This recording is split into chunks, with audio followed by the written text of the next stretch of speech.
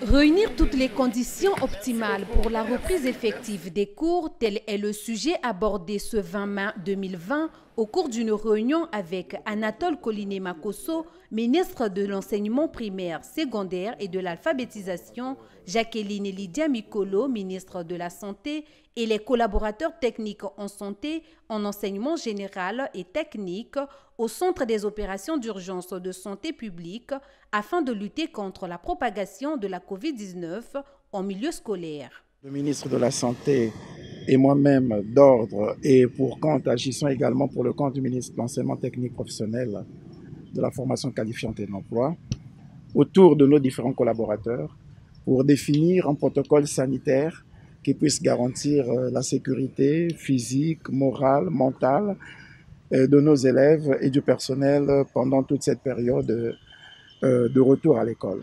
Le travail fait par le ministère de la Santé, que nous avons croisé avec celui que nous avons fait et qui va nous permettre de sortir un protocole consensuel que nous mettrons à la disposition des établissements scolaires. On s'assure de ce que les enfants peuvent aller à l'école en début juin et sans trop d'inquiétude. Au cours de ces échanges avec les partenaires techniques, le colonel Gisèle Dello a présenté le protocole sanitaire relatif à l'ouverture des établissements scolaires. Comment devons-nous mettre en œuvre ces mesures fondamentaux? Le premier, qui est le maintien de la distanciation physique, recommande à ce qu'il y ait une reconfiguration des salles de classe afin d'observer la distance d'au moins 1 mètre entre les tables bancs et entre les élèves. Il nous faudrait aussi limiter le brassage des élèves.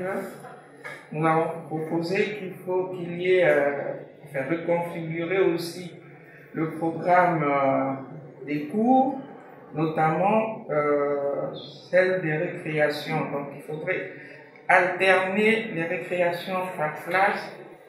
Ensuite, il va falloir supprimer toutes les activités sportives collectives. Nous aurons donc à imposer, comme cela a été demandé, le port obligatoire de masques alternatifs aux élèves, aux enseignants ainsi qu'à tout le personnel administratif. Par ailleurs, le ministre Anatole Koliné-Makosso, après avoir visité la chaîne de travail mise en place pour la riposte à la pandémie, se dit être impressionné par le travail qui se fait. Très impressionné par le travail qui se fait. Parce que, comme je l'ai dit à Madame le ministre, nous souffrons plus de la surenchère médiatique, de toutes les agitations qu'il y a dans le quartier, venant des personnes qui ne comprennent rien dans ce qu'ils disent, ni qui ne savent rien de ce qui se fait, que nous souffrons réellement du Covid en tant que tel.